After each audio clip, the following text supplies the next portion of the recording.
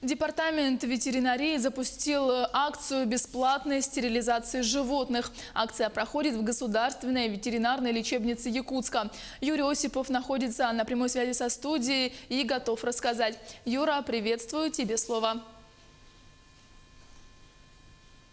Юля, здравствуй. Да, эта акция проводится для реализации нового закона об ответственном обращении с животными. Это акция «Практическое применение метода ОСВВ», то есть отлов, стерилизация, вакцинация и выпуск. Стоит отметить, что в рамках акции здесь бесплатно стерилизуют животных, хозяева которых относятся к незащищенным слоям населения. В первую очередь это ветераны ВОВ и тыла и многодетные семьи. Управление ветеринарии города Якутска тесно работает с администрацией Сайсарского округа. Как нам сообщили, здесь, в Сайсарском округе, много животных, а конкретно именно собак. Чтобы избежать бесконтрольного роста численности животных, и было принято решение начать именно с этого округа. Как ты и сказала, акция стартовала только сегодня, и к этому моменту стерилизовали уже 2 собак.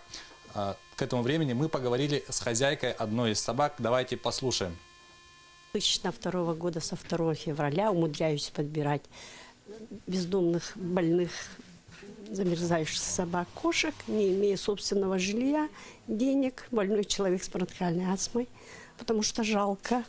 Машины сбивают, оставляют, я подбираю, несу на руках, тащу и плачу все это сама. Брала микрозаймы из-за них. Вот эту собачку я подобрала 21 января на Крестьянском округе в этом году. На холоде мерзла. Короткошерстная маленькая собачка. И здесь у меня сердце ёкнуло. И я его забрала к себе домой. И вот в Сайсарском округе узнала об этой акции, очень обрадовалась. И привезла сюда на стерилизацию. Она эта девочка.